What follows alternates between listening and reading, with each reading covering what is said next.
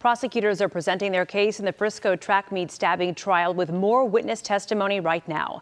Karmelo Anthony is accused of fatally stabbing Austin Metcalf in a case that got national attention.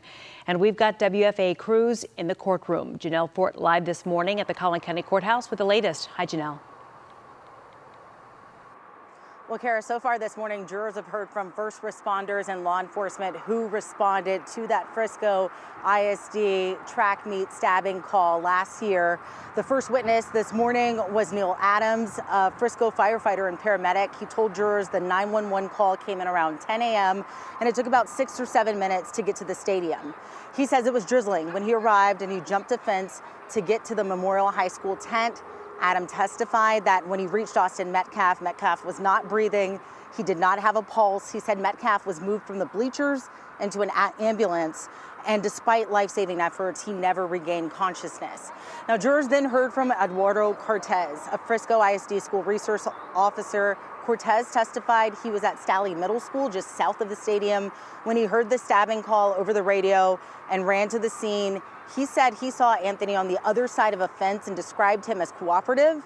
Cortez testified he handcuffed Anthony and radioed that he had, quote, the alleged suspect detained. He told jurors Anthony responded, quote, I am not alleged, I did it.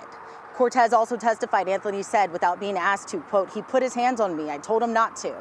Jurors were shown surveillance video and body camera video of Anthony being handcuffed, seated on the ground, and later walking to a police car, and of Anthony crying. Now, I'm going to look at my notes here because this information just came in. The next witness was another Frisco school officer, Jacob Shawls. He testified he helped secure the crime scene and collect evidence. He told jurors officers were looking for a knife and that a school administrator later spotted one in the bleachers. Now, jurors were shown pictures of what was described as a partially open folding knife along with Anthony's blue Centennial High School backpack. Prosecutors then entered both the knife and the backpack into evidence. So court is expected to last until 6 o'clock today.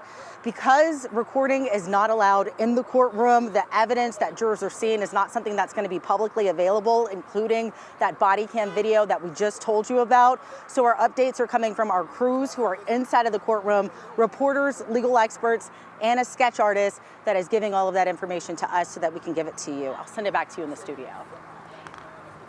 All right. Excuse me. Thank you, Janelle. We appreciate your update. WFA is your eyes and ears, as we said, in the courtroom. You can get more context on what's happening with our nightly special after the trial. It is streaming on WFA Plus every day at 8 p.m. while court is in session.